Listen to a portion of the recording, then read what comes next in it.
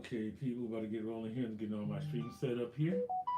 I'm gonna roll a video slash no.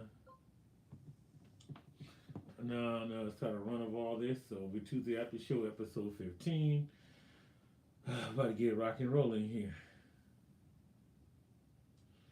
So here goes my thought process on this right now. I'm gonna say this much. It's been crazy. This whole NFL season been a while. You know, talking about the Lions Rams game, I want to address that. Look, flat out, I'll say this much. I gotta give the Rams credit. They showed up. Lions went up all they could do. We short-handed. We don't have. We don't have our first string tight end, our second string tight end, and we're basically playing. Of our six DBs, only two of them experienced it all, pretty much on regular.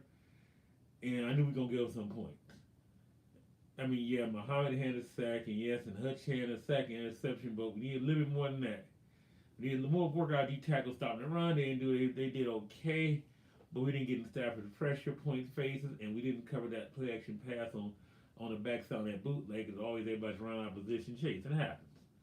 But I'll give the Rams credit. They might be the contender. They might be the team. They might be the team. I'll say about everybody, but in this case, I have to say that they just might be that team. And you know, I'm talking about the whole just NFL thing was there. The Rams that they beat the Lions and that's it. They did a shootout. I don't want to say too long over here, but they that team. They did their job. I got to give it the hats off to them, flat out. Now can they jump back without their star receiver? Because they say Devontae Evans not ruled out for the game. Dude, he pulls a hamstring. He's not going to be ready to play on Thursday. Trust me on that one. And we can talk about some other stuff. Bears Packers.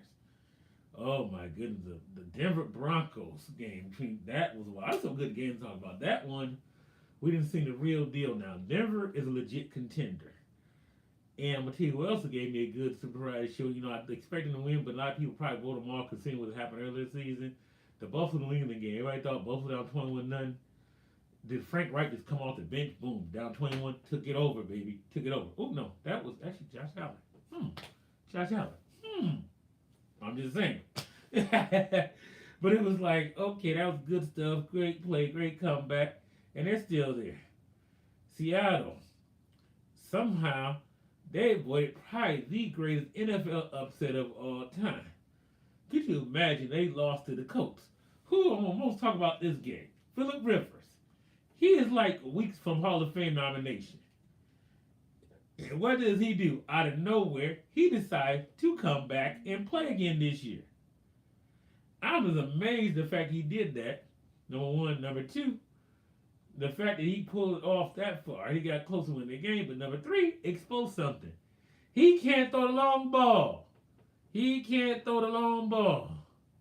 You know what that means? That means next week I'm playing everybody up, bump and run, close press coverage. Indy might be still in big trouble now. I saw that already. He didn't complete one pass. I think his longest completion like 13 yards, maybe 7. Nothing over 20 yards for certain the whole game. Yeah. Yeah, they put him. They had Taylor on lockdown to run. I think you're gonna see a lot of that coming. Unless he prove he can launch that ball down the field. Because Daniel Jones ain't come back to save him. They're not going to trust that rookie 6th-round draft pick to anything right now. And speaking of quarterback situation, oh my goodness, Patrick Mahomes. What a way to Kansas City to go out the playoff chase.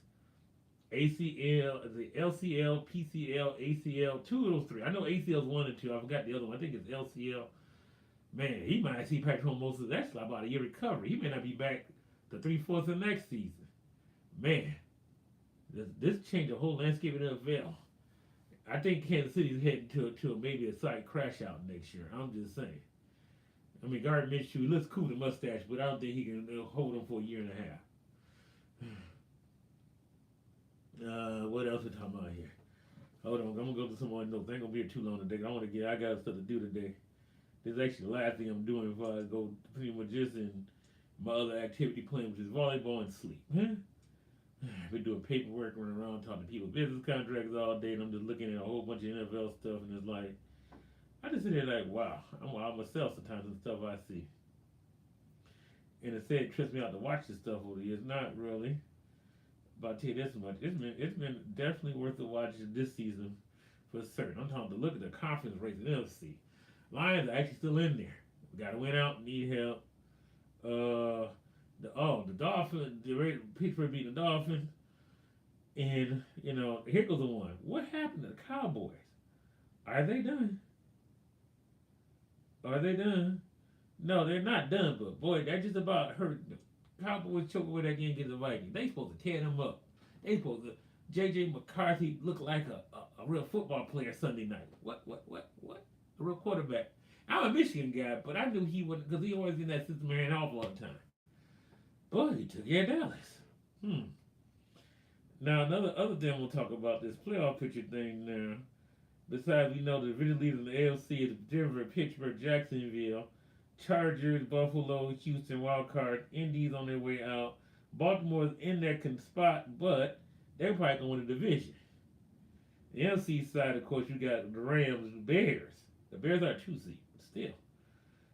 Philadelphia, Tampa Bay, Seattle, San Francisco, Green Bay. Green Bay, Chicago play again this weekend. That could be very interesting. We're going to probably come down there. And I want to see NBC going to do this. I'm about to get off here. What do you vote? Let's say it comes down to a playoff game. I know this might be a little biased because of regional bias in this situation, but hear me out. If we coming down to a last game, week 18, and we're going to flex schedule a game somewhere on the network TV to NBC for Sunday Night Football, who do we flex? And let's say they both mean playoff spots, do or done playoffs. Lions, Bears, Baltimore, Pittsburgh. Which game are you going to flex in Sunday Night Football? Because I think that's what it's coming down to. It's going to be the vote of executive who's going to flex. Or would they be smart, Alex, and do something crazy like have an earlier set on like an earlier split time and do a sort of like a split, like a 7 o'clock start, like a 9:30 start in both of those games. Hey, look, I know I'm giving NBC a drop of some ideas to do. But what would you pick if it comes down to week 18 showdown for the playoffs? It doesn't look like they're both heading that way. Lions, Bears, or Ravens, Steelers. Oh, one other thing also, Green Bay. Oh, I forgot to address this. Michael Parsons injury. Interesting, his injury was totally non-contact on grass. That normally doesn't happen. That's like a total fluke injury you ever see one, man. I'm telling you, watch sports all the years play, and they're still like, how did that happen? That changes stuff for Green Bay. Do I think they got enough to beat the Bears this week? Yes, I do. Do I think they wanted to come in the Super Bowl without him? No. But, as I said, we shall see. But like I said, though, one more time for golf here. Sunday Night Football, last showdown, end of season. Who do you want? You want, let's say this is for playoff in or out. You want Steelers, Ravens, Lions, Bears. Let me know what you think. I'm done. I'm out this week. Bye.